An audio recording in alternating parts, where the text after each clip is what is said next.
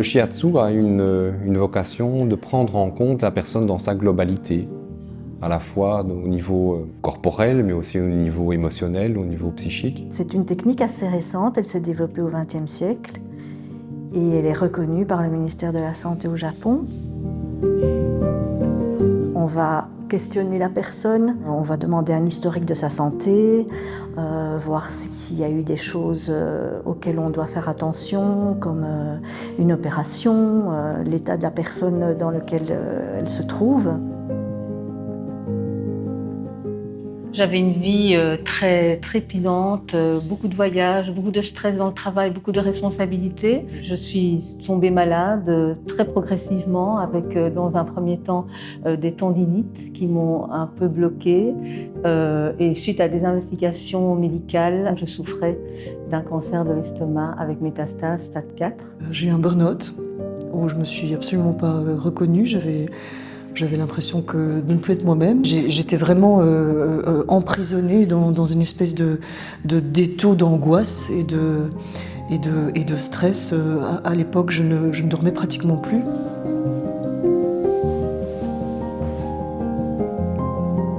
On va d'abord un peu voir l'état de la personne en pressant certains points bien spécifiques ou certaines zones bien spécifiques.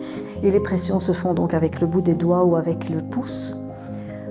Et en fonction de ça, on va orienter notre séance en fonction de la demande aussi.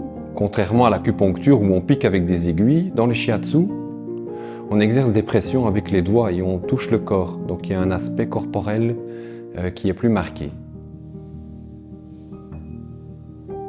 Le traitement chimique bombarde mon corps, donc agresse mon corps. La discipline du shiatsu m'apporte vraiment énormément de douceur et d'énergie positive au niveau de mon corps. J'ai l'impression que mon corps, grâce au shiatsu, est enfin pris en considération. Et la première séance m'a vraiment, dans un sens, apaisée, avec véritablement un apaisement que je n'avais jamais pu ressentir avec un massage traditionnel.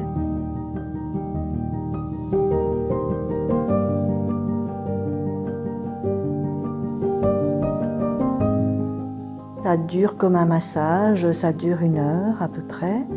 La personne vient et reçoit les soins avec les vêtements, ce qui en fait quand même une technique un peu spécifique.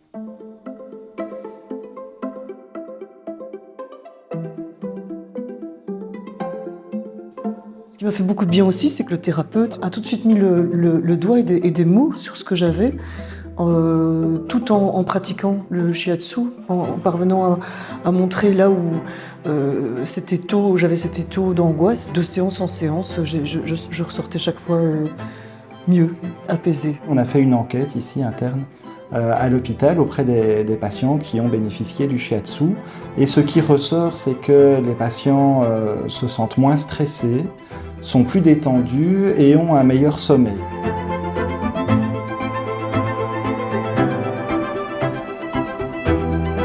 Nos pressions vont s'adapter selon qu'on est sur un enfant, sur quelqu'un de fragile, sur quelqu'un, voilà, en fonction du physique de la personne et de sa sensibilité aussi.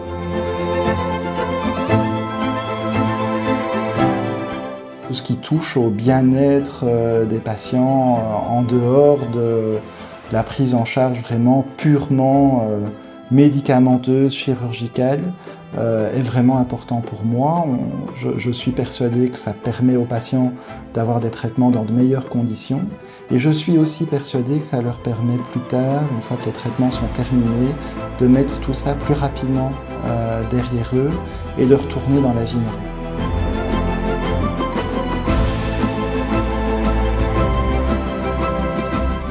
Il faut savoir que la chimiothérapie entraîne pas mal de douleurs physiques. Le jour même, je n'ai pas l'impression de sentir les effets positifs de la séance, mais le lendemain, je récupère en énergie, mais vraiment de l'énergie positive et une tonicité, un tonus qui me permet de mieux gérer ces douleurs.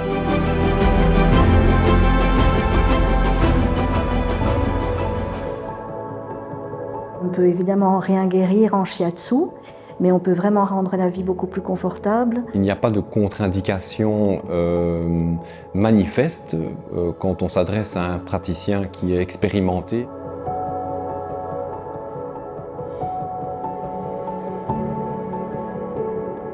J'avais vraiment besoin d'une complémentarité beaucoup plus douce qui traite mon corps avec, avec douceur, qui me redonne de l'énergie. Ce que le shiatsu m'a vraiment fait ressentir, c'est le lien qui est entre le corps et la tête. Ça fait 6 mois que je retravaille et j'ai continué à faire du shiatsu. Je ne considère pas que je suis guérie ou je considère même pas que j'ai été malade. Je crois que c'est un voyage à travers moi-même qui n'est pas encore terminé.